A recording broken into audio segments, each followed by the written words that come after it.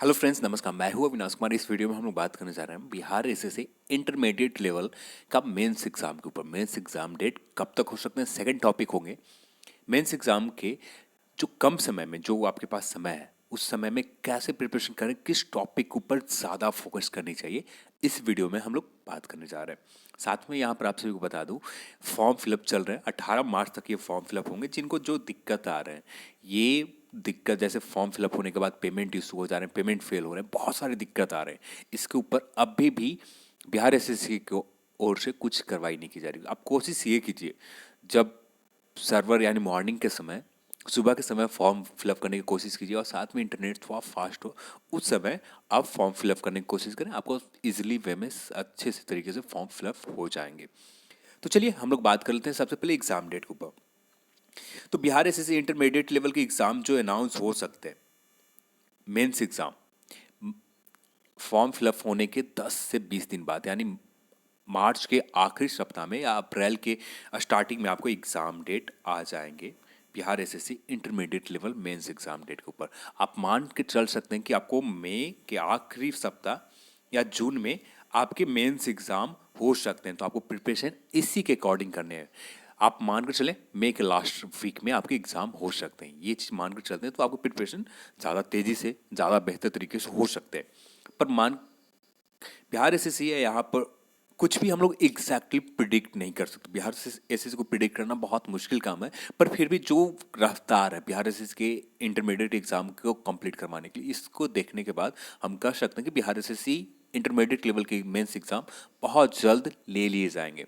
Maximum जो संभावना रहेंगे, जून तक आपको किसी भी हालत में एग्जाम हो जाएंगे, या जून मई के लास्ट वीक तक ही एग्जाम में स्टार्ट होने की संभावना रहेगी। चलिए अब हम लोग बात करते हैं कम समय में प्रिपरेशन कैसे करें।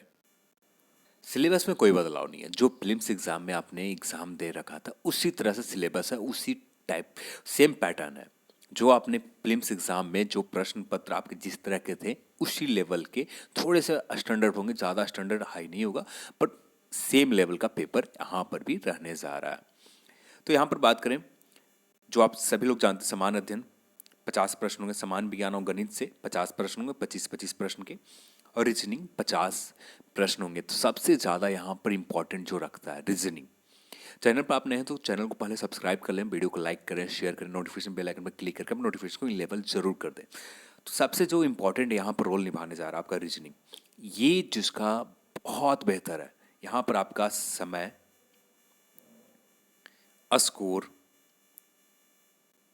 तो ये चीज़ रीजनिंग जो है, दो चीज़ आपको बचा कर देता है। पहले तो एक समय बचा कर देगा। जितना ज़्यादा प्रैक्टिस होंगे रीजनिंग में, उतना ही बेहतर आपका टाइम मैनेजमेंट। यहाँ पर टाइम, बहुत कम समय में आप रीजनिंग को सॉल्व कर सकते हैं। यहाँ पर आपको एक स्कोर 50 में से आप 45 या 40 के आसपास ही, 40 के आसपास ही बना लेते हैं, तो यहाँ पर आपको सॉलिड स्कोर मिल जाते हैं।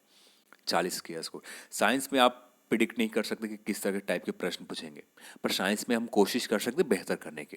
जबकि रीजनिंग में आप थोड़ा सा अच्छे से प्रैक्टिस कर लेते तो रीजनिंग में आपका स्कोर मोर देन हायर कर सकते हैं। मैथ में आप स्कोर कम करते हैं तो रीजनिंग में थोड़ा सा ये बैकअप हो जाते हैं। जनरल अवेयरनेस में, समान अध्ययन में आपका स्कोर कम जाता है, पर रीजनिंग आपको थोड़ा सा बैकअप देगा, थोड़ा सा आपका स्कोर को फाइनल कट ऑफ में आने में मदद करेगी। तो यहाँ पर रीजनिंग के ऊपर ज़्यादा फोकस करनी चाहिए। उसके बाद बात करें गणित के ऊपर। गणित भी एक ऐसा चैप्टर है, यहाँ पर थोड़ा समय लगते हैं, पर पेपर के लेवल देखने के बाद प्रीलिम्स एग्जाम के उसी तरह के लेवल रहते हैं। तो थोड़ा सा आपको मेहनत करने की ज़रूरत है, थोड़ा सा ज़्यादा प्रैक्टिस करने की ज़रूरत है। मेंस में थोड़ा सा पेपर का जो मैथ का लेवल होगा, थोड़ा सा स्टैंडर्ड इंक्रीज करेगा, थोड़ा सा स्टैंडर्ड बढ़ेंगे। तो इस वजह से थोड़ा सा प्रैक्टिस ज़्यादा करें मैथ की, और स्पीड सुधारने की कोशिश करें, जिससे आपका प्रीलिम्स मेंस एग्जाम में स्कोर ज़्यादा हो सके। तो मैथ के ऊपर ज़्यादा मेहनत करनी है। और उसके बाद बात करें समान विज्ञान, तो समान विज्ञान का लिए आपको कुछ नहीं करना है। एक फर्स्ट स्पीडी या क्राउन पढ़ते हो या लुसेंट पढ़ते हो, लुसेंट का या क्राउन का, किसी एक का आप स्पीडी साइंस सेक्शन पढ़ लें। दो चीज़ आपको कंप्लीट करना जरूरी है, स्पीडी प्लस क्राउन पब्लिकेशन या लुसेंट पब्लिकेशन का जो भी बुक है उनमें से ये साइंस बहुत इंपॉर्टेंट है। 25 में से मैक्सिमम प्रश्न को कवर करने के लिए, 18-20 के आसपास कवर करने के लिए लुसेंट और स्पीडी बहुत काफ़ी है। बहुत आसानी से 18 से 20 से प्रश्न आपको सही सही कवर हो जाएंगे, यदि बेहतर तरीके से आप अब भी से सही तरीके से सही एक रणनीति या स्ट्रेटजी बनाकर आप चलें, सही टाइम मैनेजमेंट को रखें, किसी काम को टाले ना। यानी आज मुझे 10 पेज स्पीडी पढ़ना है तो 10 पेज आपको किसी भी हालत में पढ़ना ही है। ये अगले दिन के ऊपर यदि आप टाल देते हैं तब जाके ये टालते टालते लास्ट में सिर्फ आप एक बार भी पढ़े हो स्पीडी, या वो भी नहीं हो पाएगा। तो इस वजह से आपको कोशिश ये करें कि रोज का काम तय करें, डेली रूटीन बनाएं, डेली टारगेट फिक्स करें, डेली के टारगेट फिक्स के हिसाब से अपना काम करते रहें, तो आसानी से आपके इस मेंस एग्जाम में स्कोर हायर कर सकते हैं।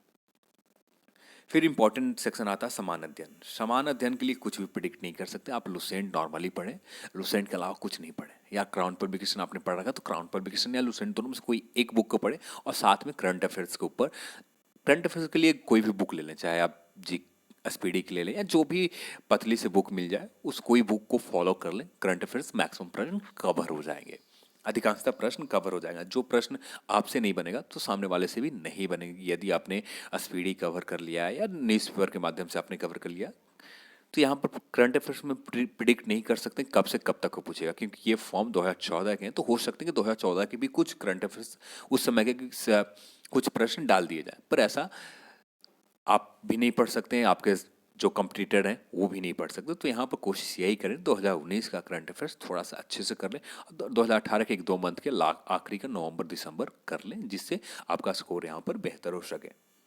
बस एक बात कहना चाहूँगा आप सभी से, डेली टारगेट फिक्स करें, डेली रूटीन पर टारगेट फिक्स करें, जिससे आपका रिजल्ट अचीव करने में मुश्किल ना आए।